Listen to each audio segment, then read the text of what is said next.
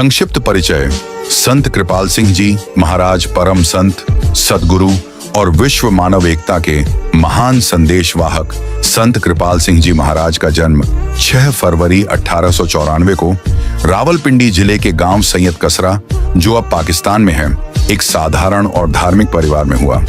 बचपन से ही उनकी रुचि खेल कूद और सांसारिक बातों में कम और ईश्वर भक्ति, साधना तथा आत्मचिंतन में अधिक थी।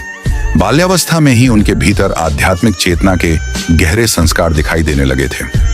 सन 1924 में उन्हें अपने सद्गुरु बाबा सावन सिंह जी महाराज के चरणों में आने का सौभाग्य प्राप्त हुआ। गुरुदेव के सानिध्य में रहकर उन्होंने आत्म साक्षात्कार और परमात्मा अनुभव की उच्चतम अवस्थाओं को प्राप्त किया। भारत सरकार के डिफेंस विभाग में सरकारी सेवा करते हुए भी उनका मन सदैव प्रभु भक्ति में लीन रहा। सन 1947 में वे deputy assistant controller of military accounts के पद से सेवानिवृत्त हुए। सेवानिवृत्ति के बाद गुरुदेव की आज्ञा से उन्होंने दिल्ली में रूहानी सत्संग संस्था की स्थापना की, जिसके द्वार हर धर्म, हर जाति, हर वर्ग के अमीर गरीब सभी के लिए समान रूप से खुले थे। उन्होंने पूरे भारत में लगभग 26 वर्षों तक नगर नगर और गांव गांव जाकर नाम सिमरन, आत्म ज्योति और शब्द ध्वनि का दिव्य संदेश फैलाया।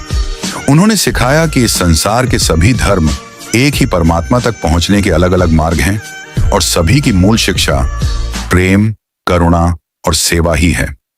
विश्व स्तर पर मानव एकता के प्रचार हेतु उन्होंने 1955, 1963 और 1972 में 3 महान विश्व यात्राएं की।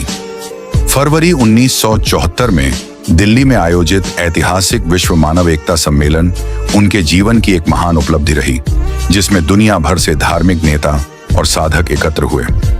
1 अगस्त 1974 को वे भारत की संसद को संबोधित करने वाले पहले गैर राजनीतिक आध्यात्मिक संत बने और अंततः 21 अगस्त 1974 को यह महान आत्मा शारीरिक रूप से इस संसार से विदा होकर परम ज्योति में विलीन हो गई।